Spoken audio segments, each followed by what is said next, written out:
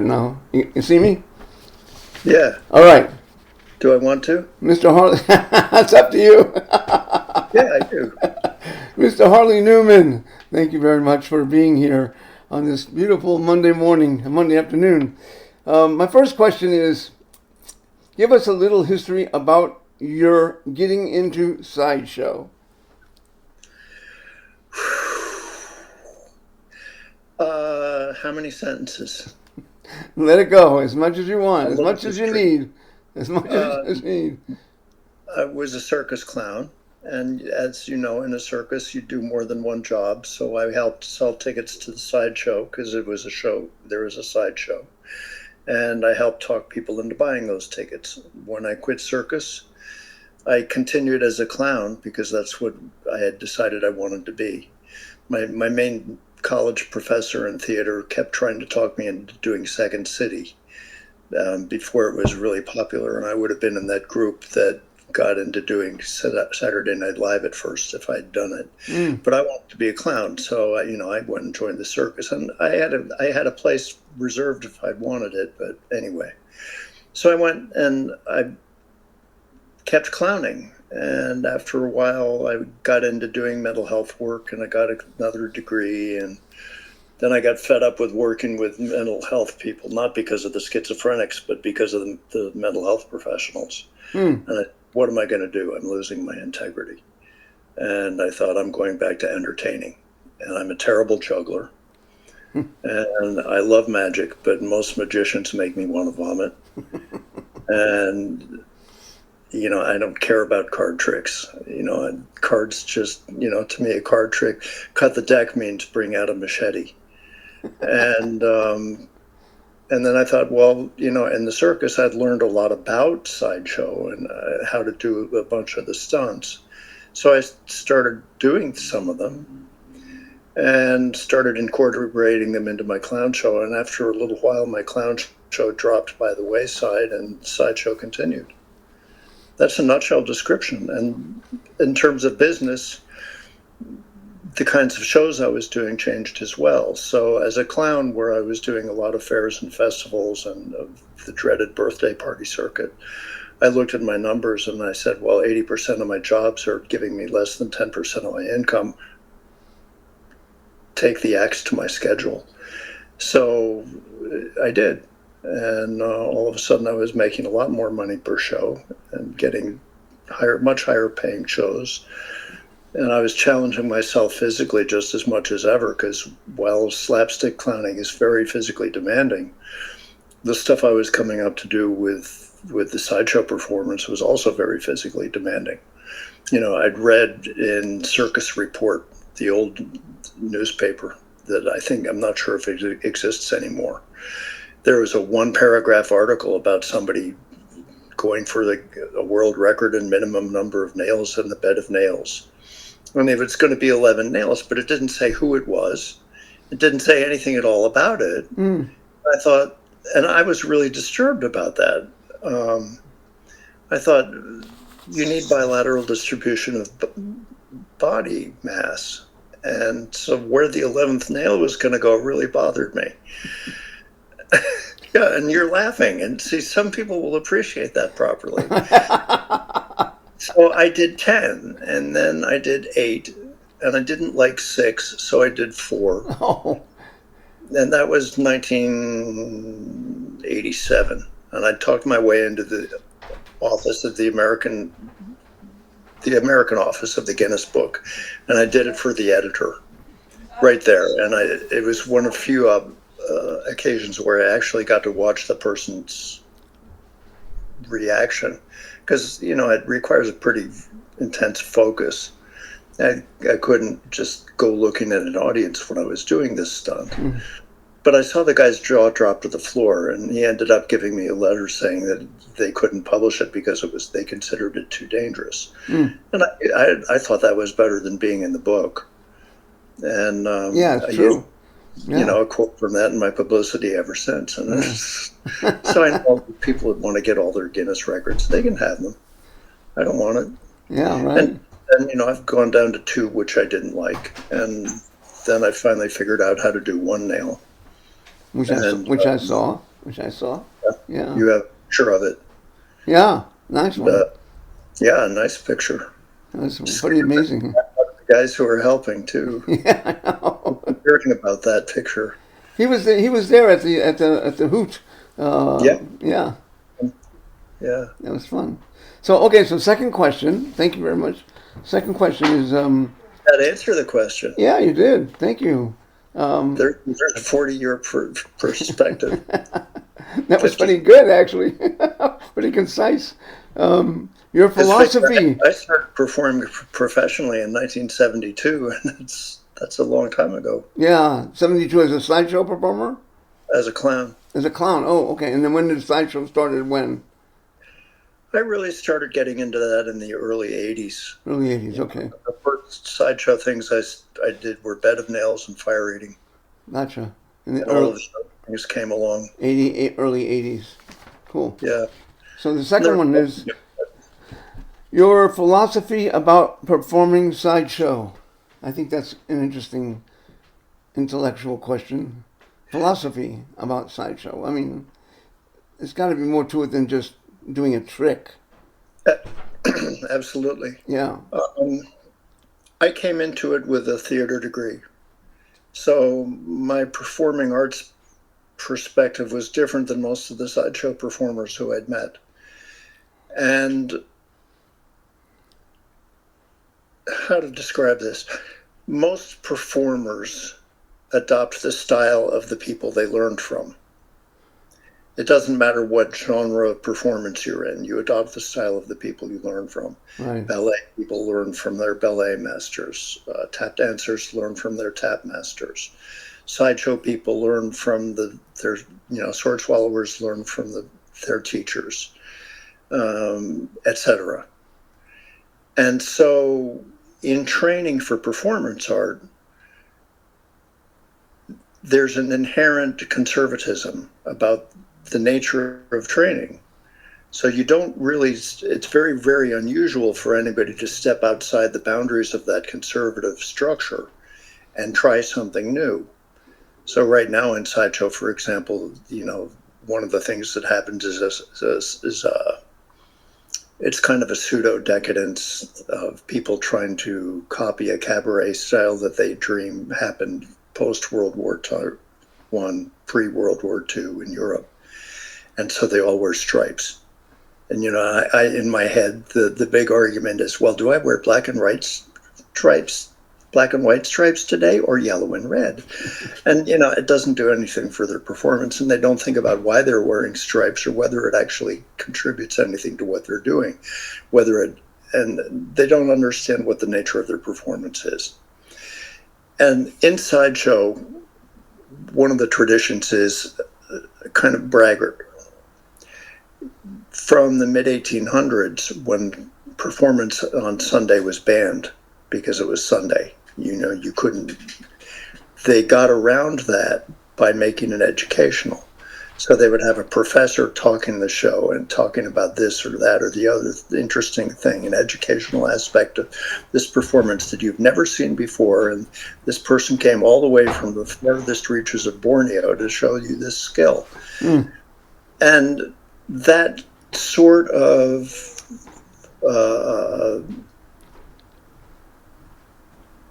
totality of performance has been something that's passed along through the generations of sideshow performance without anybody ever questioning it or changing it much. Mm. If we listen to modern sideshow performers, we still hear people using some of the same kind of lines that were used 160, 170 years ago. And they don't even know what they're saying. They don't know what they're doing. Right. So they don't look at what kind they're trying to do with their performance, and that's a serious mistake. I came into it and I said, okay, what am I trying to do? And how am I going to structure a good show? I wanted to do some elements of stand-up comedy. I wanted to do some elements of prop comedy. I wanted to do some elements of slapstick comedy. I wanted to do some serious stunt work, some traditional stunt work, some stuff I'd come up with, and I wanted to do some interesting escapes. And I thought there has to be a way of balancing it all out and creating a structure that's a little bit different than what everybody else had been doing. And I didn't have to worry about competition much in the 80s because there really wasn't any. Ward Hall had his show out, and he'd, as a businessman, eaten all of the other sideshows, destroyed his competition, which also took the art form out of the market effectively. And there were virtually nobody doing it as solo performers. Johnny Fox had taken it into the Ren Fair circuit, but there weren't people copying him much yet. That left me, and eventually Todd Robbins came along and came into the college circuit where I was working, because I went into the college circuit. And then it was not until the early 90s when Jim Rose came along and made a big splash doing rock festivals. And then all of a sudden, the media exposure that Todd and I had gotten and that Jim Rose got, and the festival exposure that Jim Rose splashed all over the world, seemingly brought the art form back to life. But, again, what's the presentation style that most people are using? It's kind of, well, look at me, I'm being educational, I'm carrying on this tradition, and most of the people who are performing still don't understand how to put on a good show. Or at least that's my take. All right. That's very thorough. Thank you. Okay, so what is the third one? That answered your question. Yeah, that did. Yeah, thank you. All right, so... And my goal was always to be emotionally confrontive to the audience, to raise emotional difficulties, to make people uncomfortable, and then to get them to laugh it off. So that not only was I presenting them with an emotional experience in terms of, here's something dangerous going on, oh my God, but then overpowering that with something that became more positive. So if I was about to die, it was really obvious that I could die. And then I found a way of overcoming that.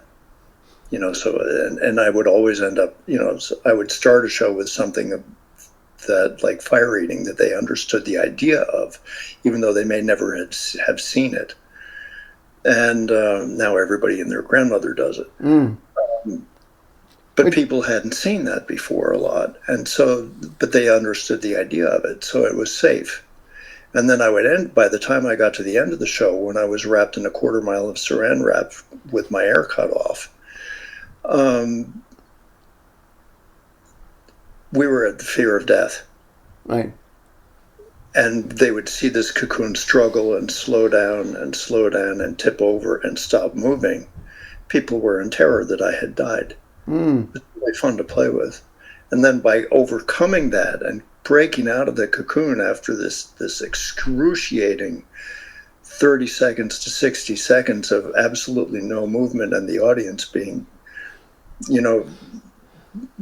gasping for their own air, effectively I overcame death and gave them a different way of looking at the world. And in a way, you revert back to some of the techniques of the clown, because you always bring people to laughter at the end of your shows. I very definitely did that. In fact, I made a graph long ago of how to construct a clown gag. And I have used that graph ever since in almost every show that I've ever done. Nice. I can tell you that maybe when I write a book. So next question.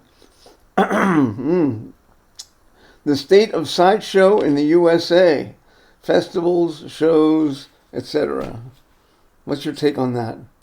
I mean, it's kind of resurgence. I mean, from the. I mean, I guess depending on who's producing things. I mean, the Hoot was a big success this year, so that was kind of a nice shot in the arm. I'd say so. Yeah. Yeah. The Hoot's a success. There are a lot of local festivals and regional festivals going on. Mysterion, who you met, is producing one in Toronto every year. Oh, awesome. A couple a year in Toronto now. Oh, cool. And I'd say it's a vibrant art form. Is it socially acceptable yet? Not really. Not really. Kind of outre. Right. But, it's getting a different kind of acceptance. Yeah. It still suffers from the same problems that it did 100 years ago. Oh, those dirty, filthy gypsy sideshow performers here today, gone tomorrow. They're going to steal your daughters and your money. Mm. You know, I mean, all of those are still prejudices that the mainstream public has. Right. You know, but they'll pay money to come and see us and be amazed. Right. Right. Absolutely. That's true. Yeah. Yeah. I mean, like in Nathan's book, when he talks about the sideshow geek and how that phenomena sort of lost its motivation after the 50s because it became politically unacceptable, socially unacceptable to go see Sure. a geek anymore because it was not a very nice sight, but still. It still exists because I mean you have like Alice Cooper and all these different people in the wrestling world are still doing it. So it is, and it's still happening.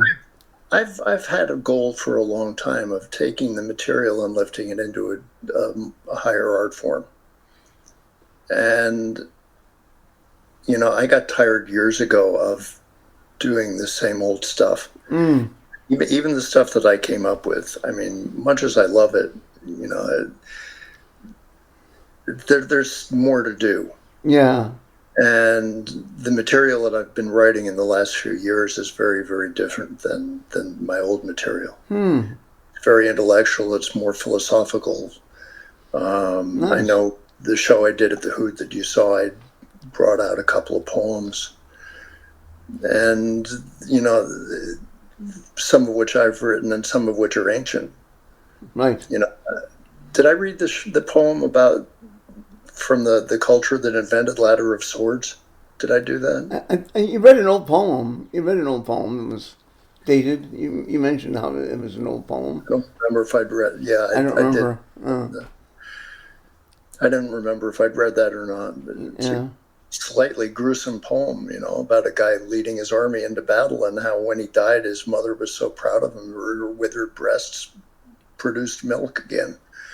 So it's gruesome, and yet here's this amazing stunt that came out of this culture 2,500 years ago. Oh. And it's a very different kind of scripting than what we're used to. Yeah, I mean, maybe you've already done this, but you could perform, your sideshow work in a gallery as an art piece. I mean, why not, right? Yeah. Absolutely. Yeah. Absolutely. I mean, that would be pretty awesome. You know any galleries? I don't know anybody anymore. I've become such a recluse. I don't know anybody. Rephrase that. Do you know any galleries with a budget? Right. That would be the key. Exactly. All right. So let me see. That's another issue entirely.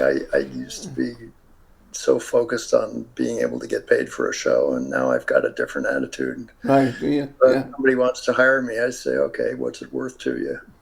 And if I like their offer, I'll take the job. And if I don't like their offer, they don't get to talk to me anymore. There you go. That's good. Well, I like your new website. It looks great, by the way. I really like your website. My website in 10 years.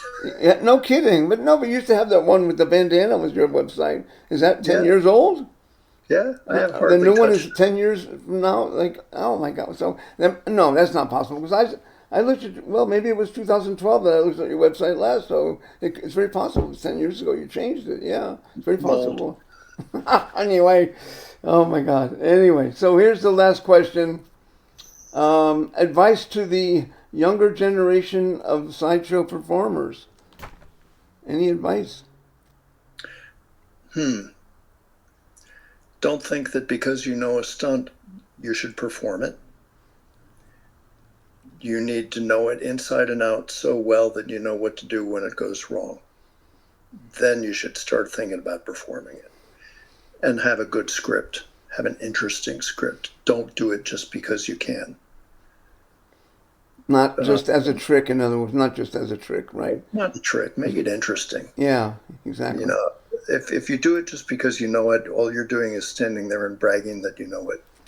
You're not engaging the audience. And as performers, our job is to engage the audience. We engage them emotionally. We engage them intellectually. We make them laugh about the world. We make them cry about the world. We suck them into a particular reality. And if all we have in that reality is, look at me doing this stupid thing, then we shouldn't be on stage. That's good advice. I'm an arrogant old guy. Well, you deserve to be arrogant, goddammit.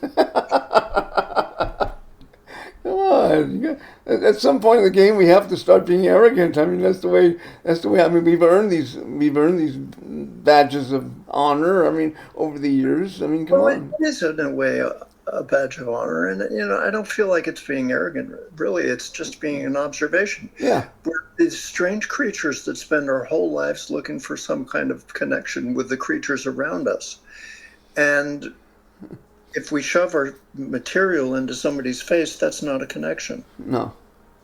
That's true. we have to entice them into our world. And if we don't have a sense of what our world is, how can we entice them? That's good advice. Get to know your world first before you learn your tricks, before you write your script.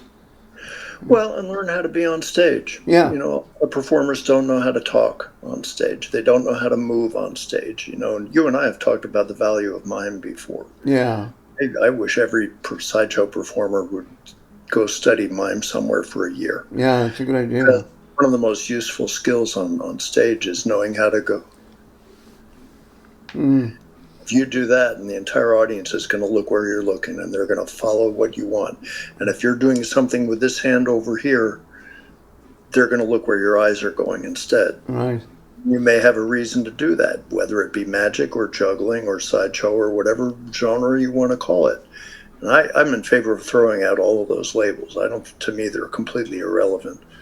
The important thing when you're on stage is that you're telling a story that the audience can identify with and wants to hear. And it's our job as performers to tell a story that's worth listening to. There's an old Mongolian saying, there are as many versions of a story as there are tongues telling it. And I think that's an incredibly wise thing. Yeah. Sure. I think there's another version of it. There are as many versions of a story as there are ears hearing it. Right. So that puts us sort of in the middle between having to listen to the story we tell ourselves, and it puts us in this vague space somewhere between a stage and the audience. But that's our place. That's our playground.